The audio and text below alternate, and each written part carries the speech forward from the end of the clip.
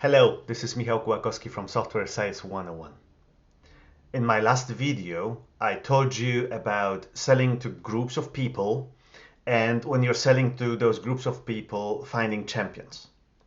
People for whom your story is relevant and is actually meaningful and is taking them forward on their journey.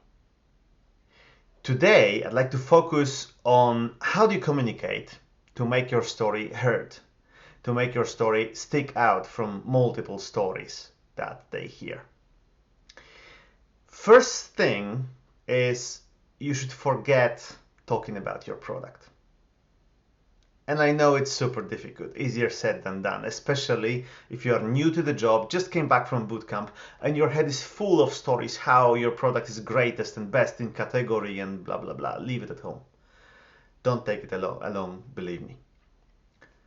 One thing that you need to do in order to stick out, in order to be different from hundreds of those stories that your customer, if they're buying any software, is hearing per week, is to talk about them, not about you. And that requires a little research.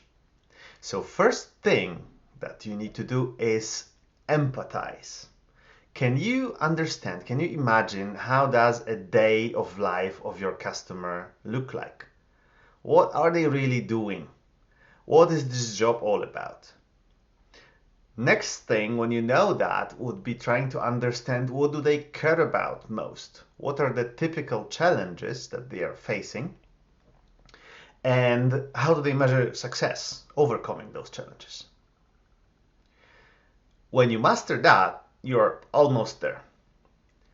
Adding to that is a certain set of terms, dictionary that is used in the particular business your customer is in. That makes you definitely more relatable, more trustable, and easier to understand for those people.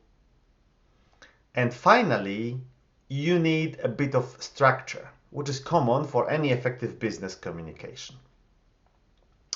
For that structure, there is one model which I have found personally particularly effective.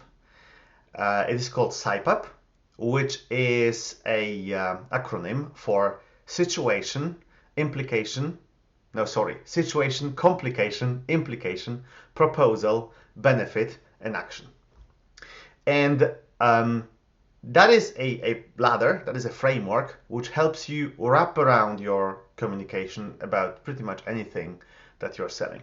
Let me give you an example of a SIPAP. Assume I think I've been using this example before. Assume you're selling an electronic audit application to a customer who is today doing these audits on paper or Excel or whatever else tool that is essentially a glorified notebook. Your SIPAP could look like this. Situation. Dear customer, I know today you are doing your audits using Excel. It's a tried and tested and proven method, and you have been doing that for all the years, which took you from zero to where you are right now. However, complication. The new regulation is increasing your potential market tenfold. There's just more companies that you're going to audit that are going to need your services. However, there's not enough professionals in the market to scale you tenfold. So you need to do something differently. Implication. The market will grow and somebody will capture that new market and somebody will become a new leader. And if you don't change anything, that's not going to be you. So, proposal. For this reason, we want you to propose you an automated application for auditing your customers. Because, benefit, this application is going to give you better efficiency, say 3 times more efficient audits with half the error rate and half the time needed to prepare the final report. And now action. If this is interesting to you, dear customer, let's pick one of the audits that you are doing in next month and try our application in that audit with your personnel doing audit on it.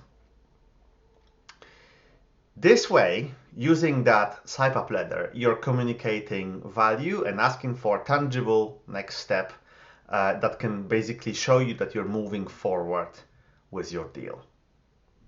Once you're able to find and build your champions with effective business communication, the next step necessary to actually close is to find and secure your budget. This is exactly what we are going to talk about in the next video. Meanwhile, subscribe, comment, stay with me, and see you next Wednesday.